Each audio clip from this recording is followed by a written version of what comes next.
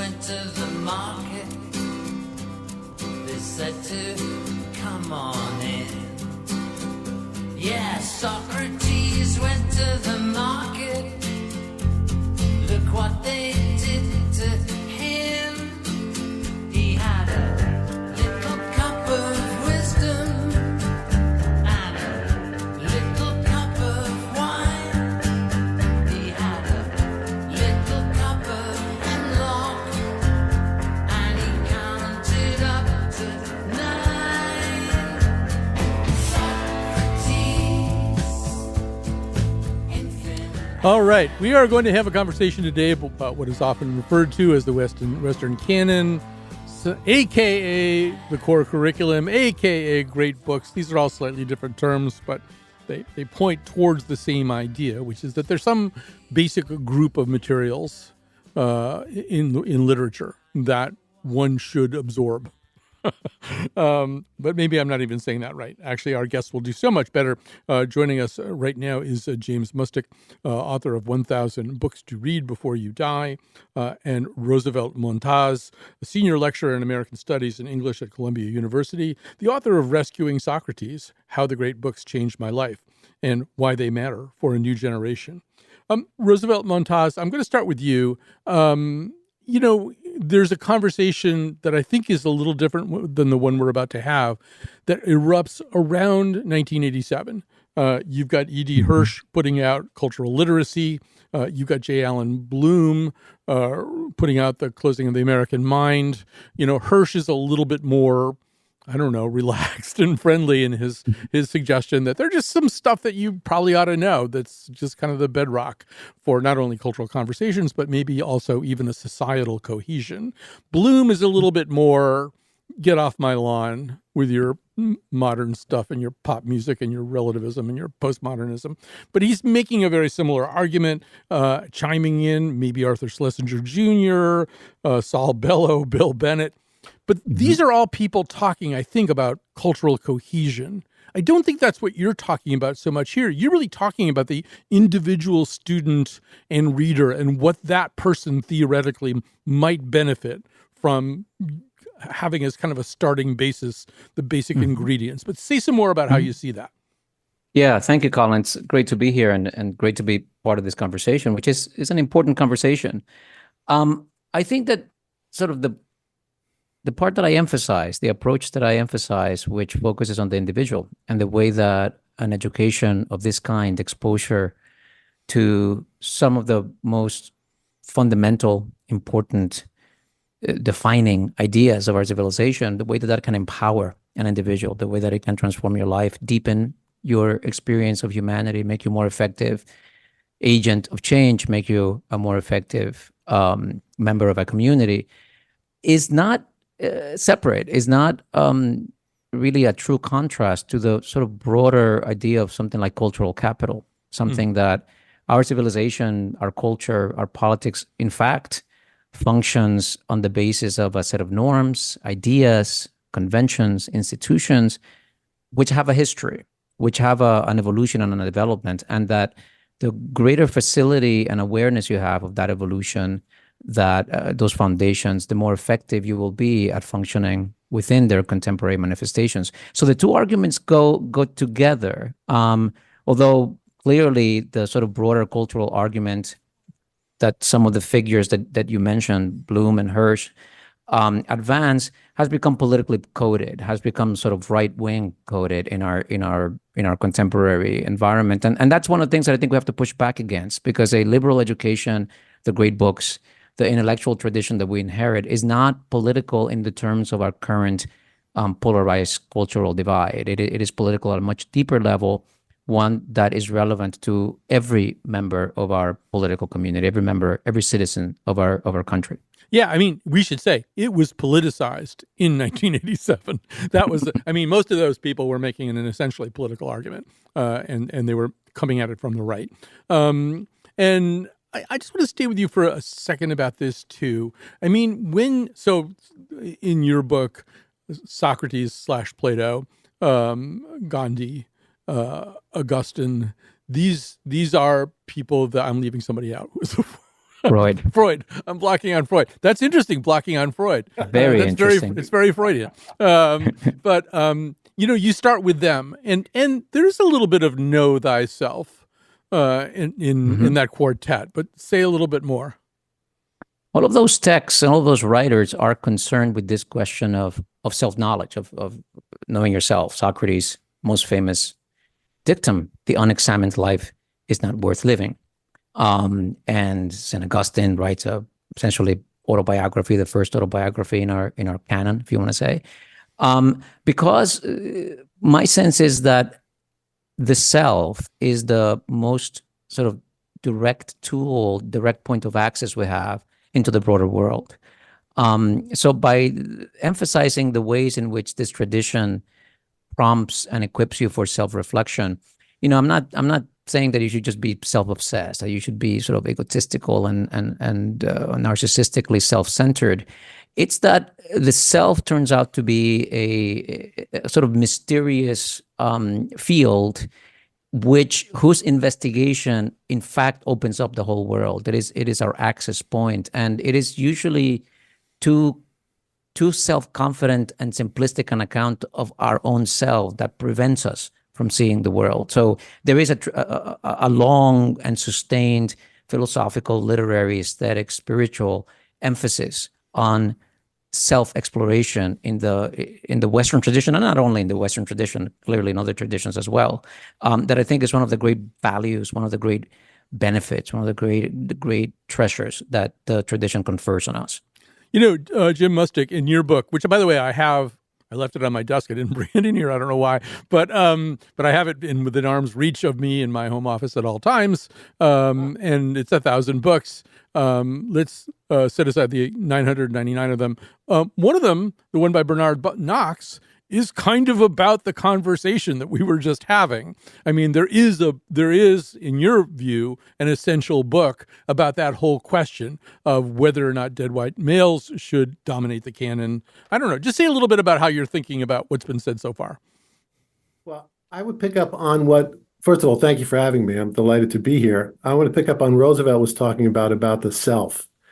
And in that Bernard Knox book, he makes a comment that you can, throw human nature out the door and it'll come back through the window. And a lot of this is about, for me, these books about human nature, and about two conversations that we have. The conversation that we have to learn to have with the world, but also the longest and most important conversation we have in our lives, which is the conversation in our own heads. Mm-hmm. As we're talking to ourselves. And as Roosevelt was saying, the books that are in the Western canon or in a canon or adjacent to the canon can inform that conversation. And to me, it's not just about the ideas in the books or mastering the content in the books. It's about something else. If I may tell a little story, sure, because I'm thinking about this since I knew it was going to be on the show.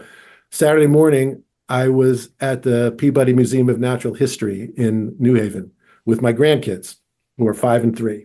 And one of the exhibits was labeled "The Oldest Book in the World." And there were clay tablets of the Epic of Gilgamesh, actual tablets that have lasted 4,000 years on which this story is encoded. And that story is about a man who his friend dies. He goes searching for him in the underworld, has to pass through this magical forest where there is a big monster. My 5-year-old grandson, Charlie, particularly liked the monster because there was a tablet with the monster there. And this book asks kind of basic questions. When I was giving a talk, when my book came out, somebody asked me, you have a perspective that not all of us have, having kind of tried to traverse literature from the beginnings up to the present day, more or less, and spottily. What did you learn from that? What can you share? And that was a great question. The first thing I learned from it, that it was a very hubristic enterprise. But the second thing was that from the beginning, and repeated like recurring melodies played on different instruments for different forces, we find the same questions. Why are we here? What does it mean to be here? Why do we die? How do we live in the face of mortality? Why do we suffer? What makes us happy? How do we weather the loss that is our lot? And how can we hold on to joy and love and purpose and desire despite that? And those questions and others like them, that's really the province to me of the classics. Those questions that are still pretty much the same in the realm of human experience. They're certainly not the only questions to ask. They may not even be the best questions to ask, but they're the questions that have kept the most people up at night for the longest time. Yes, I think and that's, in those books, we'll find some of the answers to those questions that have helped people get to sleep. So that's part of the education that I think off of the political spectrum is most important about engaging with these books. right. I mean, if you're reading one of these books, don't fall asleep in bed before you find out the meaning of life. 'Cause that will be a great tragedy. But yeah, and I think also, so I had a parking lot aperçu about 30 minutes ago, pulling in here to the building. I was sitting in the parking lot thinking about Aristotle, thinking about Socrates because of you, Roosevelt. And I suddenly realized the umbilical line from Socrates to Obi-Wan Kenobi. Oh, because if you recall in the original Star Wars movie, Obi-Wan Kenobi says to Darth Vader, "If you kill me, Darth, I will become even more powerful than you can imagine," or something along those lines. And to me, I don't know, I wouldn't say it's a mistake, but one of the ways that I have trouble just thinking about one work at a time is it all seems very interconnected. If you read the Iliad, you'll understand the Sopranos a lot better. If you read Rousseau, you'll understand things that Lenny Bruce said a lot better. If you read Freud and then you read Philip Reif's critique of the therapeutic culture, you'll understand The Exorcist way better. And I don't mean to sort of pop culturize all this stuff, Roosevelt, but I also do think, to me, looking at one work without its interconnectedness, looking at Achebe's Things Fall Apart without thinking about Yeats, and then thinking about Hilary Mantel, who's inspired very much and in dialogue, I think implicitly with Achebe. To me, that's the exciting part, is the way everything speaks to everything else. But Roosevelt, take that and run with it. No, I think that you're right, and that's what makes a canon valuable, because a canon is a collection of texts that are in some way related to each other, that are in some way in conversation with each other. And it's why it makes sense to speak or to read, say, the Western canon. And the Western is not the only canon, but it makes sense to pay attention to the textual foundations of a civilization. Because there is a great conversation. That's not my phrase, but it's been called the Great Conversation. There is a ongoing discussion and debate, examination, commentary. And when we read one of these books, we enter into that conversation. We become part of that conversation. This summer, including this morning, I'm teaching some of these books. I'm teaching Socrates and Plato and Aristotle to high school students who are about to enter their senior year of high school. Now, these are all high school students who come from low-income families, who are the first in their families who aspire to go to college. And when you hear these students grappling with Aristotle, grappling with Socrates' decision to not escape and to accept the death penalty that Athens has imposed on him, you see them connecting those issues to issues that are of contemporary relevance, that are alive to them right now. You see them entering that conversation. Forget the fact that today we might think of Aristotle as a white man or Socrates as a white man. Those categories are absolutely meaningless when you consider that the reason we read them is not because they're white man. It's because they spoke meaningfully, illuminatingly about questions that matter to us today, that we can have a sense of being part of this tremendous conversation that is larger than us, that we inherit and that we pass on. There is a tremendous sort of empowerment that comes from that, and also a sort of historical consciousness that puts your own contemporary problems, your own contemporary issues in this larger context, in this larger conversation. That is profoundly deepening to the student, profoundly deepening to the group that has this conversation. I mean, it's also interesting. I think a lot of times people would reflexively toss your friend Augustine into that bucket of dead white men. It's actually a pretty open question about Augustine's race, what his identity would have been. I mean, that itself is kind of a fascinating conversation. What did it mean at that moment to be North African? What did Augustine probably look like, right? I mean, exactly. I mean, he was African. He was North African. He was what today we would call a person of color. It really gives the lie to the idea that the Western canon is just a bunch of dead white men, because it's not. And not only Augustine, there are all kinds of influences that come from all over the Mediterranean. The Epic of Gilgamesh that Jim was just talking about. In what sense is that even European? Right. It's so true. The Western canon has a kind of cohesive, coherent conversation, but the idea that it is isolated, sealed off from the rest of the world, or that it is racially circumscribed, that it is a racial, ethno-cultural, unique, specific.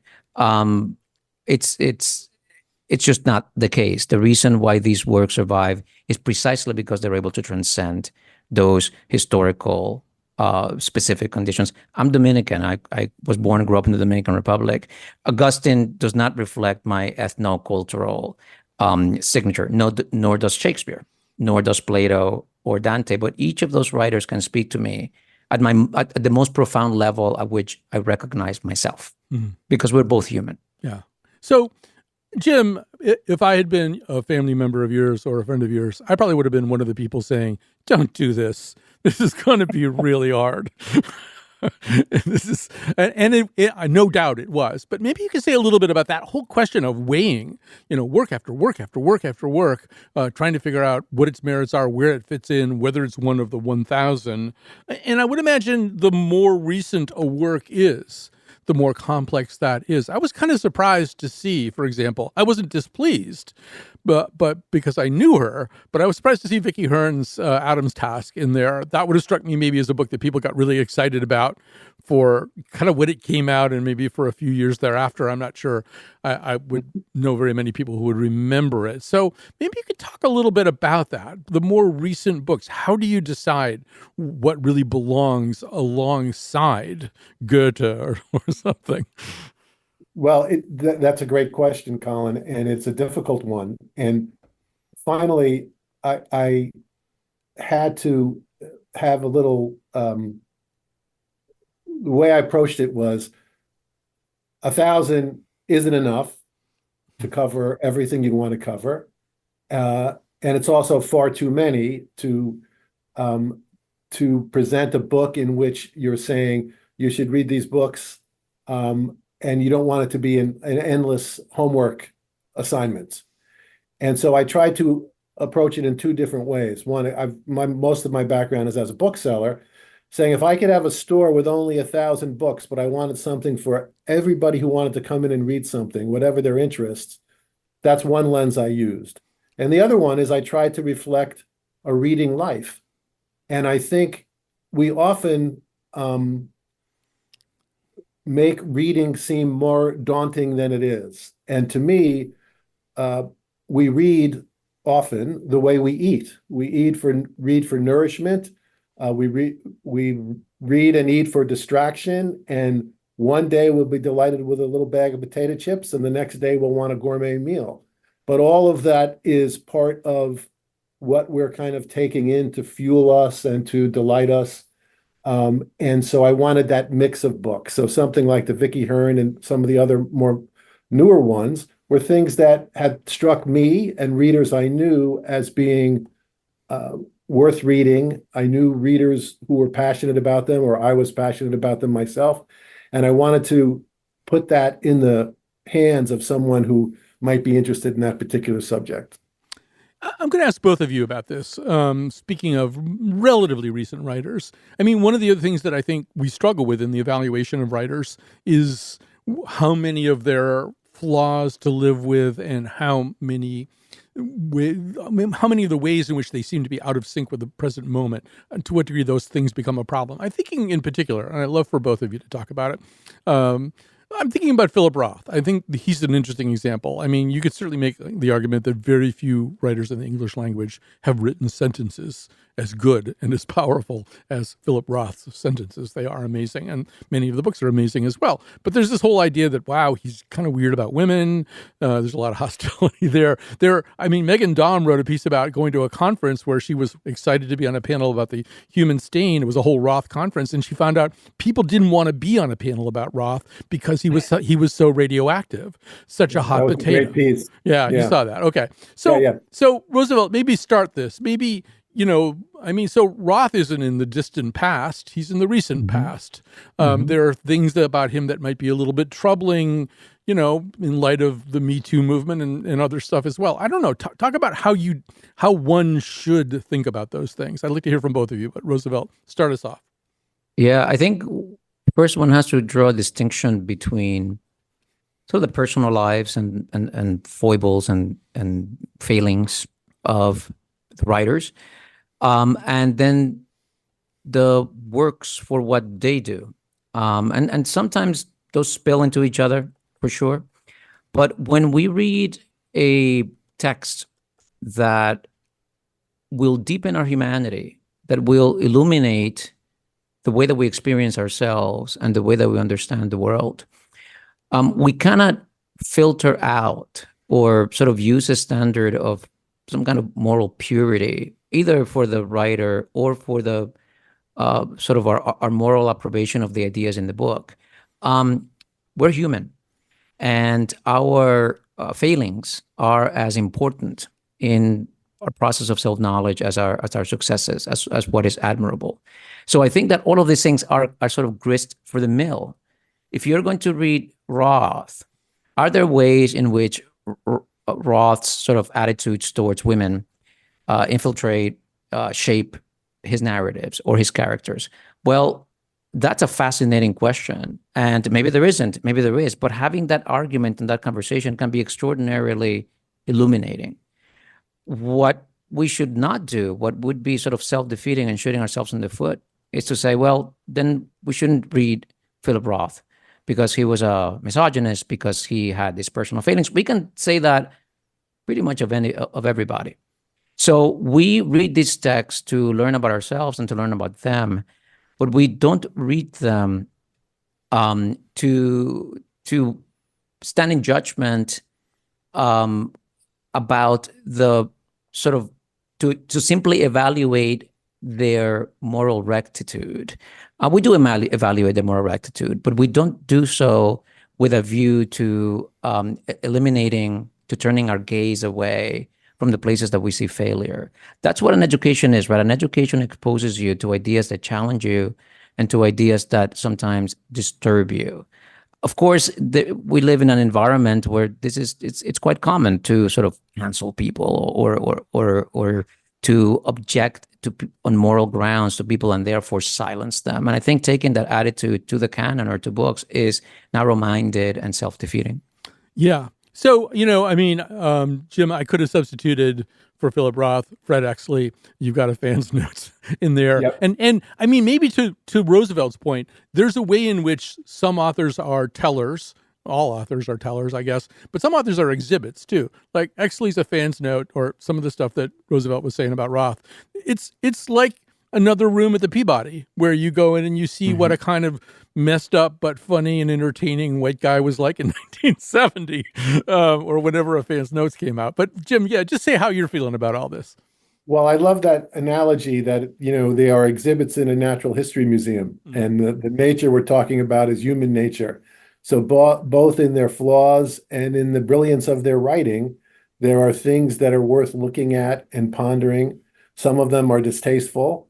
Some of them are exhilarating. I mean, there are passages in Roth. You mentioned the sentences that he wrote. I once interviewed him, and I had to send him the transcript to the interview. We had done it over the phone, and I had to fax it to him. And he got the fax. He called me back, and he went through every sentence and kind of rewrote it. And he kept saying to me, "You see what I'm doing there?" And it was just the kind of scrutiny of the words and the energy of the writing um, is magnificent in its way, and it's moral purity is not something you're going to find in people who are engaging life on its own terms. Even Saint Augustine said, "Lord, give me chastity, but not yet." Yeah. All right, we have to stop there. It's killing me, though. I mean, we've covered like 1/5 of what I wanted to get to, but maybe I can coax you to come back sometime. James Mustick is the author of 1,000 Books to Read Before You Die. Roosevelt Montaz is senior lecturer in American Studies and English at Columbia, and the author of Rescuing Socrates: How the Great Books Changed My Life and Why They Matter for a New Generation. Let's take a break. We'll continue this conversation with other people after this. Encyclopedia Britannia? It wasn't Forever Umbriago. It was a book that was 3,857 pages thick. And I'm glad I took it. It fits perfectly under the short leg of my pool table. It wasn't a history.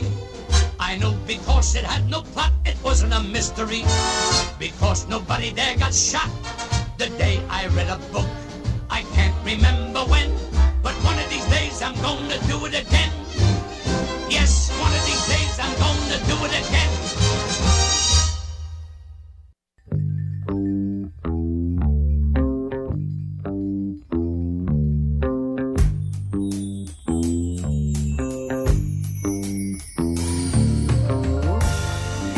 In times of many, when my heart rests on what is, canonically, famously, I cannot. All right, we're going to continue this conversation right now with Gol Beckerman, the senior editor for books at The Atlantic. The Atlantic decided recently to kick or poke this particular hornet's nest and pick the great American novels across what, the 20th century and then forward to the 21st century. So Gol Beckerman, first of all, maybe begin. Oh, it's since 1925. Okay. First one is The Great Gatsby. We go up to, I think, 2023. First of all, explain, what was the impetus to do this? You know, you're just going to cause a lot of arguments, right?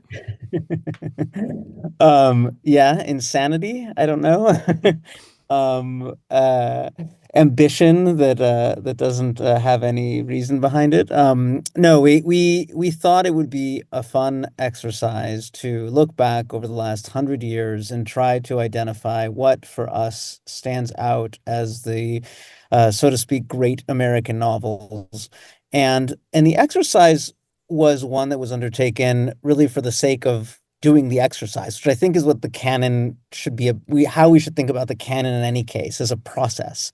The notion that there is a conversation to be had about which books have staying power, which books still speak to us today, which books will speak to us in the future. That was sort of why we did it, and just kind of as a fun challenge. I have so many questions about this as well. But so, I mean, I'm also just kind of maybe extend the conversation I just had with the two other guests. I was wondering if there was, for example, a conversation had about Ayn Rand, who obviously causes some problems today and probably not all that fashionable for the Atlantic's core audience. I don't know. Did you have that conversation, and how did it go? We did. Yeah. We did. We had a conversation about her. We had a conversation about a few books sort of in the category that I would put her books in, which are books that perhaps had, or not perhaps, they did have a very strong sort of kind of ideological influence, or just a shaping sort of the world of ideas, particularly the way, the whole kind of libertarian sphere. So, but the conversation we had about these books was not just sort of were they influential in their time, because that would, I think, expand the boundaries in different ways. It was also, did they have sort of literary merit? Do we feel that on the face of it, an Ayn Rand book kind of has a certain quality, a certain literary quality? And I guess this is something one could argue about as well, but in our minds, we didn't see it as being important for that reason. I'll give you another book that we didn't put on, that was controversial, and that will be more controversial for people probably than Ayn Rand, which is To Kill a Mockingbird, which we also kind of understood to be influential. Generations of children have read it in school. But when we looked back at the book, we thought, does this really stand up as sort of a literary artifact, as opposed to sort of a societal one? And it didn't, so we left it off. What was sort of a white savior problem, part of the problem there? The idea, I mean, your list is very, very, I think it's weighted towards books that wrestle on a kind of a firsthand basis with race and identity. That's a book that wrestles with it from a very, very white perspective. Was that part of the problem? You know what? Honestly, no, it wasn't. That wasn't the reason we didn't have it on there. We didn't have it on there because when we sort of took a look at it again, it just didn't sort of stand up from a literary perspective.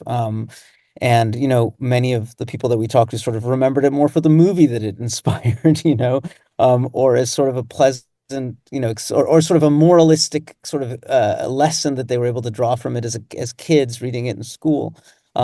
So that wasn't the issue. But the what you say about sort of the list being weighted towards issues of race and identity, I mean, to the extent that a list like this over 100 years sort of captures the concerns and the preoccupations of Americans, yeah, we sort of saw that, as the decades rolled on, the big worries and debates that existed within American society were reflected in the novels.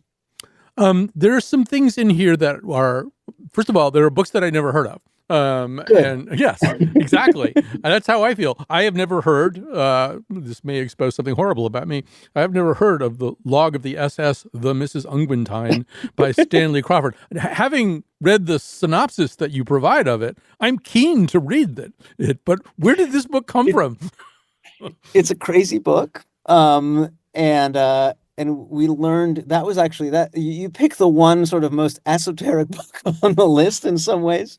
And that book was new for me too, but that goes to a little bit of what our process was here, which was that we went out and we asked dozens and dozens of what we consider to be experts, novelists, critics, professors of American literature, to name the kind of five books that to them, the five novels that to them stand out over the last 100 years. And so for a few novelists, actually, interestingly, novelists picked this one book that most of us had never heard of before here. When we sort of investigated who the author was, it turns out that he was running, he'd sort of fallen into obscurity and was running a farmer's market in Santa Fe, New Mexico. But the book has an incredible quality. I mean, there's something so original and energetic about the style that that is also kind of completely surreal. Anyways, I recommend people pick it up. It was recently reissued, actually. Yeah, I mean, there's a book. One of the books there is a book that I read at the time. I don't think I grappled with it very successfully. I've been meaning to get back to it. It's called Little Big, or The Fairies' Parliament by John Crowley. That's also not a super famous book, but it was a very intriguing choice. Yeah. I mean, you're putting your finger on sort of one of the things we wanted to do here, which is, this was a delicate balance. We wanted a list that it would have certain books that would give it legitimacy, like if The Great Gatsby was not on here, if Catch-22 was not on here, if authors like Joan Didion were not here or Toni Morrison were not here, then people would sort of not understand this to be a list doing the thing that we wanted to do. But on the other hand, we really wanted it to be surprising. We wanted it to have qualities that would kind of force people to look at books that they maybe had never heard of before, that would introduce books that would be in conversation with those kind of better known books, and that would also provide a kind of fuller sense of what the canon, or what we should think of the canon as, when it comes to who is part of it and what kinds of books exist within it. For that reason, we have books on here like, some children's literature too. Charlotte's Web. We have Charlotte's Web on here. We have A Wrinkle in Time, because they sort of met the standards that we set for this list. You know, obviously, the closer you get to the present, the more troubled waters you're in, or the easier it is to make a mistake. You take some guts to pick a book from 2023. I even think of, it's not a novel, so it wouldn't have been in your conversation. But think about how Hillbilly Elegy was thought about in, I think, 2016 when it came out, and it's just sort of been bubbling like this cauldron ever since, and people seeing different stuff in it. Maybe you could talk a little bit about that. You don't necessarily have to talk about J.D. Vance, but books, particularly books that have been, books that are still kind of being digested by the great python of readership. They're in a different kind of category, I think. Well, I mean, it was quite challenging to pick those books from the last 15 years. They were, that was probably our biggest difficulty because we were projecting forward, in ways that are hard to do about what will actually have staying power and what people will be reading in 50 years, 100 years from now. So when I look at our picks from the 2010s and the aughts, up until last year. These are all books that are incredibly ambitious, are books in which it was clear that the authors were trying to do something totally original with the form. Maybe it's weighted a little bit too heavily in that direction, towards kind of experimentation, or just sort of pure ambition in storytelling, and that there's something sort of quieter that we missed, but that's what stood out for us in terms of books that we kind of had a sense people will still be reading and thinking about in years to come. I've got sort of time for one more subject, and I think that would be your own experience in terms of the books that you wound up reading that you hadn't read. Was there a particular book that you wouldn't have read under other circumstances that's now important to you? Yeah, I mean, there's a few of them on this list. There's one book from the 1930s that I sort of discovered through this process that I didn't even had never even known about, called East Goes West by Young-Hil Kang, who was a Korean American. It's this kind of picaresque journey through America by a Korean immigrant. And if you would have asked me, I wouldn't even have sort of imagined that there was sort of an Asian American literature in the 1930s. But this book is a fabulous book. I mean, he's really such a great writer, and he's capturing America from this perspective that I had never really read before. Another one that I really loved. I'm a fan of noir, like 40s, 30s, 40s noir crime novels, and there's a book called In a Lonely Place by Dorothy Hughes, which is just fantastic. It was also made into a great movie, but it's kind of a one of the rare sort of women noir writers from the time, and just paints this incredible picture of Los Angeles, of sort of a post-war world of traumatized soldiers returning from World War II, and sort of this kind of underbelly in the city at the time, so. There's so many books here that I discovered through this process. It's a fascinating list, and it is a great sort of summer reading list for all of us. I think there's so many that I haven't read there. So Gol Beckerman is the senior editor for books at The Atlantic. By all means, check out the great American novels in The Atlantic, and then write him a very angry email because he picked the wrong Vonnegut novel or something.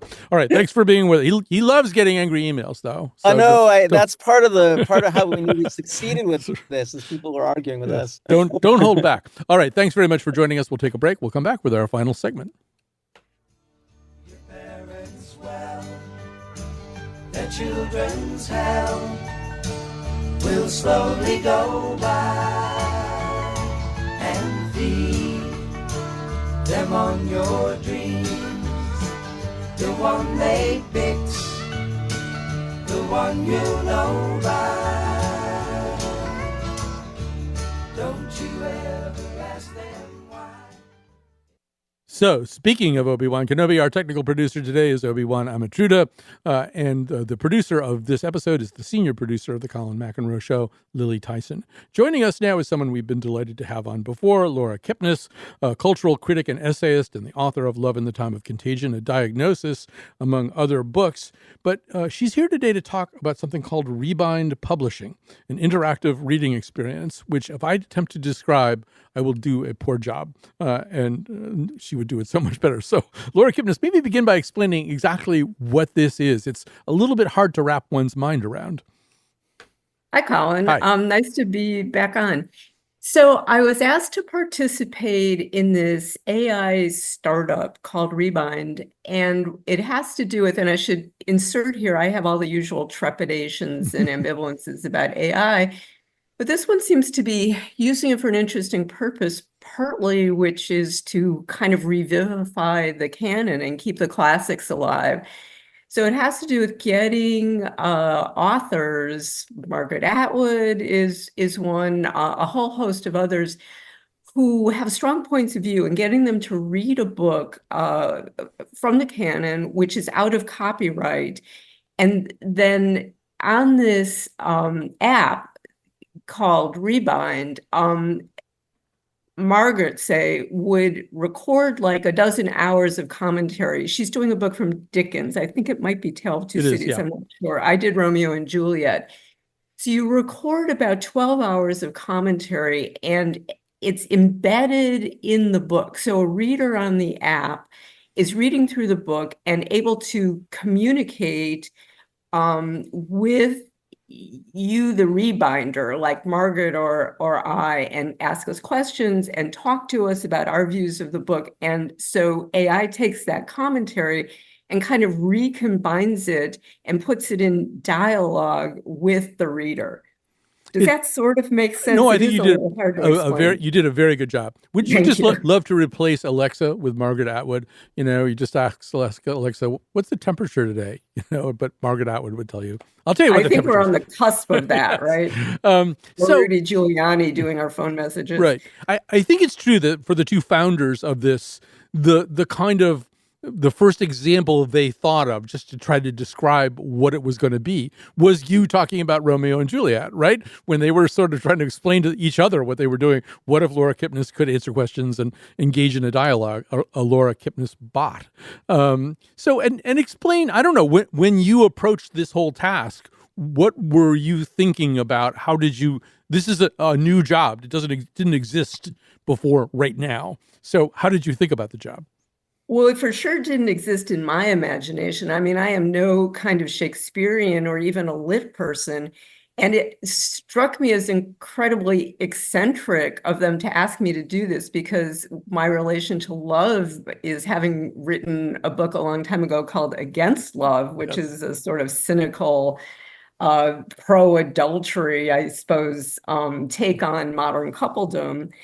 And so I read Romeo and Juliet very carefully. And I mean, I honestly had never taken a Shakespeare course. I as I say in my commentary, I did one time date a Shakespearean who used to say that Shakespeareans weren't that smart. So it sort of reassured me. But I mean, I spent a long time just going through the text line by line and consulting with a modern version of it and watching the movie. So I started becoming, familiar, certainly with the story. The language was more difficult. And then I just went through it thoroughly and recorded this commentary. And I mean, along the way, you just get you start to develop your own take on it. And, one of the things that it just struck me, it struck me that it's just so much of a weirder play and a weirder story with weirder characters and events than I had remembered. And I think that most people are taught, because we approach the classics with this kind of reverence. And what was great about the Rebind team was that they just encouraged me to say what came to my mind and take my own independent view on it, rather than quoting experts or pretending to be some kind of authority. So that was fun, to engage like in this idiosyncratic way with this classic. Reading about this brought back a memory for me when my son was maybe about 10, 9 or 10, because I'm a very bad parent. He and his friend Natalie, also, she was probably 10 or 11, watched Romeo and Juliet, the Baz Luhrmann version where they have guns and John Leguizamo as Tybalt and all that stuff. And at the end, they had no idea what was coming.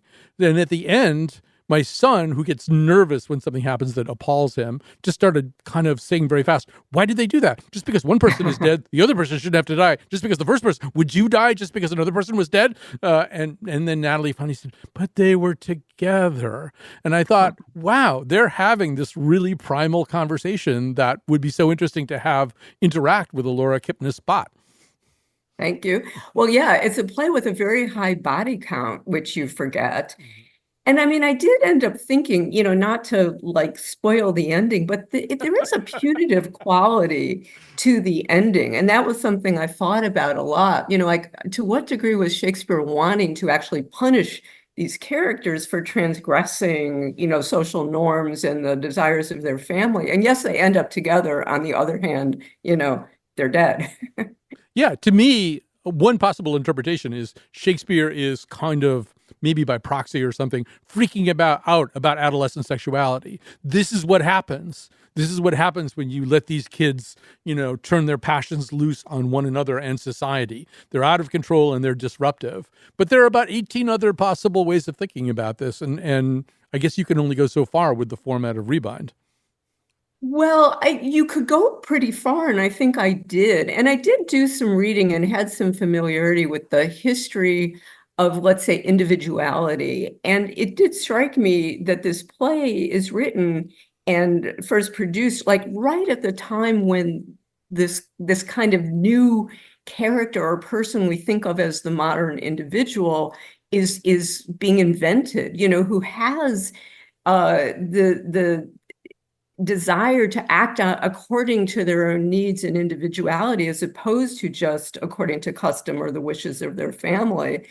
And so the play is really like, I think, a turning point in that, but it's also very ambivalent about these new forms of freedom.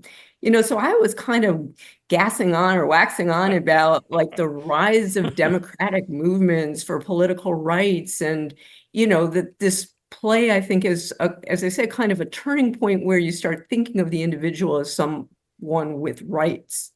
So there's a political reading too, and I tried to get into that.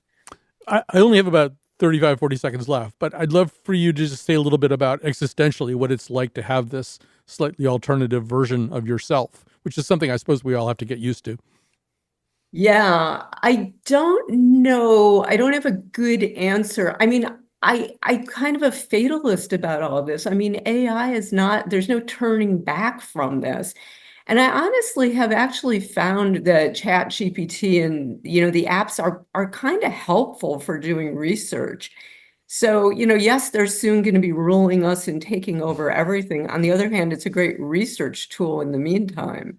Right. That's why it's so funny that Margaret Atwood did this. Anyway, we have to take a break. We have to leave. We have to say goodbye. I'm very disoriented now. Laura Kipnis, it is so great to hear your voice once again. The whole thing is fascinating. Laura Kipnis is the author of, among other books, Love in the Time of Contagion, A Diagnosis. Thanks for joining us. Thanks to everybody who listened. We will be back tomorrow. E. Allan Poe, ho, ho, ho, did it, but he did it in verse. H. Beecher Stowe did it, but she had to rehearse. Tennessee Williams, self-taught, does it. Kinsey with a deafening report, does it. Let's do it, let's fall in love. In the spring of the year, inhibitions disappear and our hearts beat high. We had better face facts, every gland that overacts has an alibi. For each bird and each bee, each slap happy, sappy.